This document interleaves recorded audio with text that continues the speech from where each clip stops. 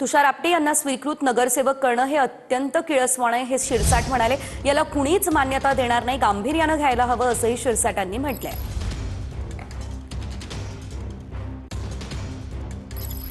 अत्यंत दुर्दैवी, अत्यंत किळसवाणं, ज्यांनी छोट्या मुलीवर लैंगिक अत्याचार केले त्यातला जर आरोपीला आपण स्वीकृत सदस्य करत असाल तर याला कोणीही मान्यता देणार नाही।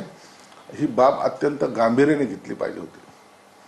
अशा पद्धतीने राजकारण करणं हे गैर आहे।